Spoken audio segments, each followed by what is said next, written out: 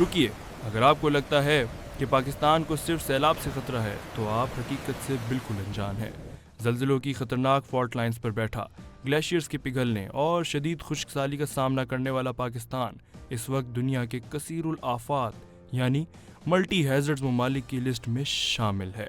پچھلے 15 سالوں میں ان آفات کی وجہ سے 9 کروڑ 40 لاکھ سے زائد لوگ متاثر ہو چکے ہیں اور ہمارے پیروں تلے سے 56 ارب ڈالر یعنی پاکستانی 15,000 ارب روپے سے زائد رقم نکل چکی ہے۔ یہ کوئی کہانی نہیں بلکہ وہ آفیشیل ڈیجیٹل ڈیٹا ہے جو ثابت کرتا ہے کہ ہم کلائمیٹ چینج کی جنگ میں ہارنے کے بالکل قریب کھڑے ہیں۔ نیشنل ڈیزاسٹر مینجمنٹ اتھارٹی کے ملٹی ہیزرڈز پروفائل کے مطابق پاکستان کی جغرافیکل یعنی جغرافیائی پوزیشن ایسی ہے کہ اسے 4 بڑے خطرات کا سامنا ہے۔ پہلا خطرہ زلزلے ہیں، کیونکہ ملک کا بڑا حصہ ایکٹیو فالٹ لائنز پر موجود ہے اور ماضی میں آنے والے بڑے زلزلوں نے ملکی معیشت کو اربوں روپے کا نقصان پہنچایا ہے۔ صرف 2005 کے تباہ کن زلزلے نے پاکستان کو مجموعی طور پر 5 ارب 20 کروڑ امریکی ڈالر کا ریکارڈ معاشی نقصان پہنچایا تھا، جو اس وقت ملکی مجموعی قومی پیداوار یعنی جی ڈی پی کے تقریباً 2.6 سے 2.9% کے برابر ہے۔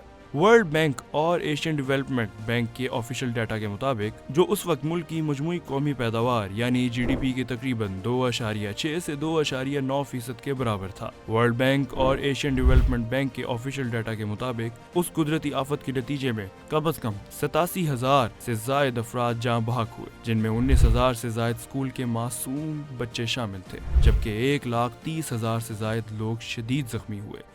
جانی نقصان کے ساتھ ساتھ 7 لاکھ سے زائد مکانات، دکانیں اور 6,000 سے زائد تعلیمی ادارے مکمل طور پر زمین بوس ہو گئے، جس کے باعث 25 لاکھ سے زائد کی آبادی کھلے آسمان تلے بے گھر ہو گئی اور ملکی تاریخ کا سب سے بڑا انسانی و معاشی بحران جنم پا گیا۔ دوسرا خطرہ شمالی علاقہ جات میں گلیشیئرز کا تیزی سے پگھلنا ہے، جہاں 7,500 سے زائد گلیشیئرز موجود ہیں۔ ان کے پگھلنے سے پہاڑی علاقوں میں اچانک طوفانی سیلاب اور لینڈ سلائیڈنگ ہوتی ہے جو پورے انفراسٹرکچر کو تباہ کر دیتی ہے۔ تیسرا بڑا خطرہ تھر اور بلوچستان میں طویل خشک سالی ہے، جس نے زراعت کو برباد کر کے زیر زمین پانی کی سطح کو خطرناک حد تک گرا دیا ہے۔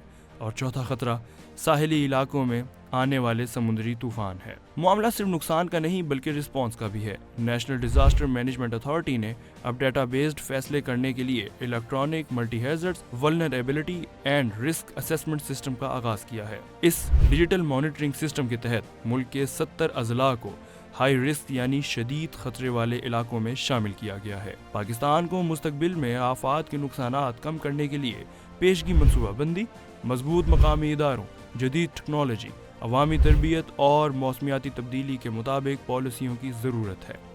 حقیقت یہ ہے کہ آفات کو مکمل طور پر روکا نہیں جا سکتا، لیکن بہتر تیاری سے ان کے نقصانات کو کم ضرور کیا جا سکتا ہے۔